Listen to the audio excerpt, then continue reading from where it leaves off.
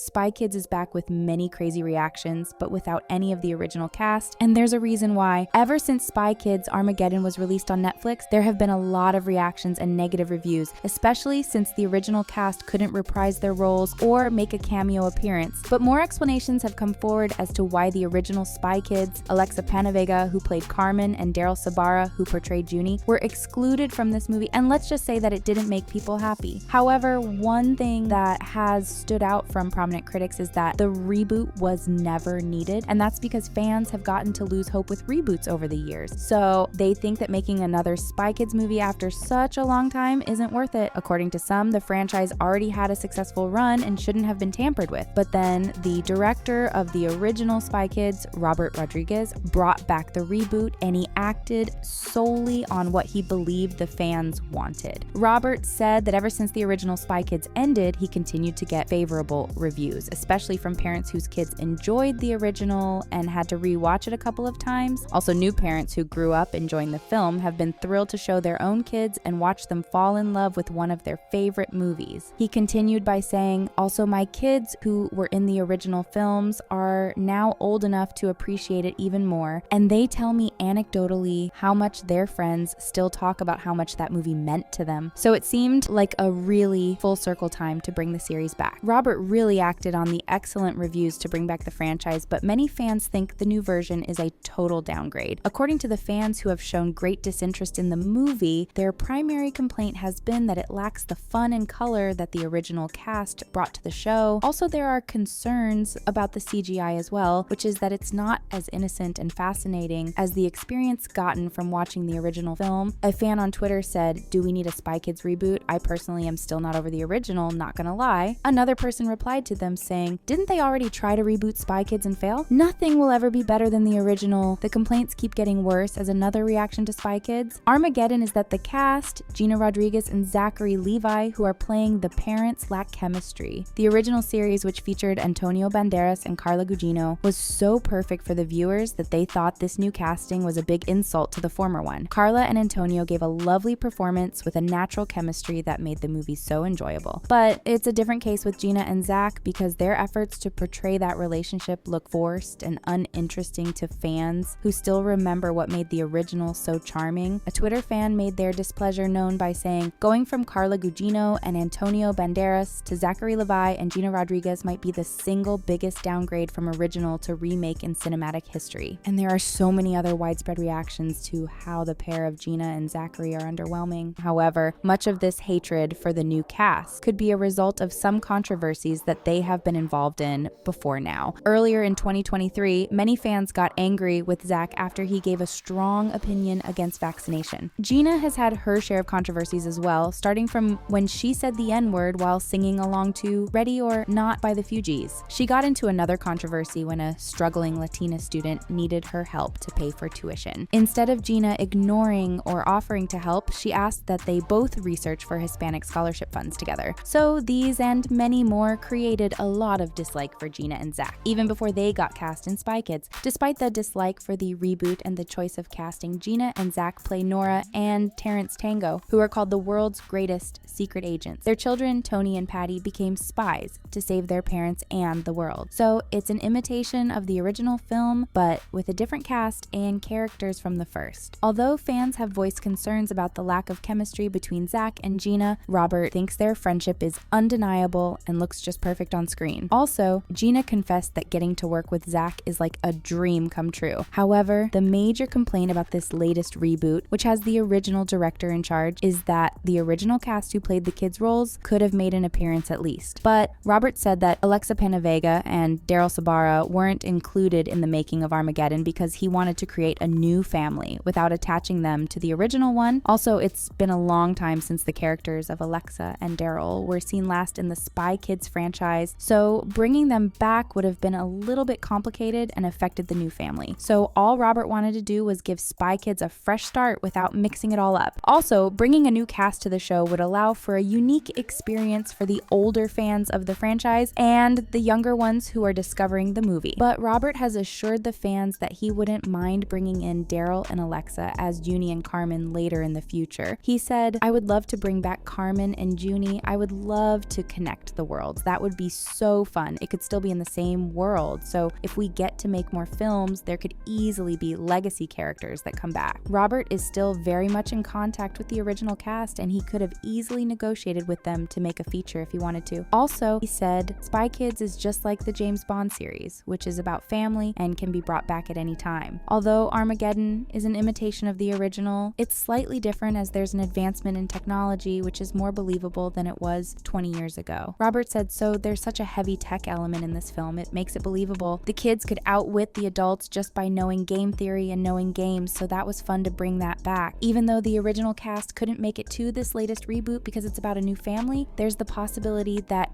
fans will be seeing them in the future. Although Spy Kids All the Time in the World failed terribly at the box office, there are hopes that Armageddon will do even much better. Ever since the film was released, it has had many mixed reactions, with critics rating it at 47% and audiences scoring at 68% on Rotten Tomatoes. And these reviews are doing better than some of the past few installments, which means Spy Kids could get another sequel after this, in which the original cast will make appearances or be a significant part of the film. Interestingly, fans aren't just reacting to the reboot because they don't want it, but because the quality isn't just the same, and there have been many hints that could have passed the message across. Ever since the first Spy Kids in 2001, there have been 3 more films that have been added, and each edition shows a decline in fans' interest. The sequels, Spy Kids 2 and 3, had the same cast as the first one, but a reboot in 2011, Spy Kids All the Time in the World, got a different new cast and many negative reviews. The first movie still has a solid 93% rating on Rotten Tomatoes. The second one, which came out in 2002, was also liked with a 75% rating. But ever since the second one, it's as though nothing else could fill in the experience that many viewers got from the first installment. And so the third sequel, Game Over, got a rating of 45% from the critics and a 25% rating from viewers, which means the charm started fading long before now. Oddly enough, the first reboot made in 2011 was rated 23%. With all of these bad reviews that followed the last reboot of Spy Kids, you would be wondering why another one got made, and Robert has all the answers. He revealed that it was easy for him to bring back the reboot because that's how Hollywood works these days. He said it's hard to make movies in Hollywood that aren't based on pre-existing material that a studio owns. So even if Robert wanted to move on from Spy Kids into exploring other storylines, he would have had a more challenging time. But with a known franchise,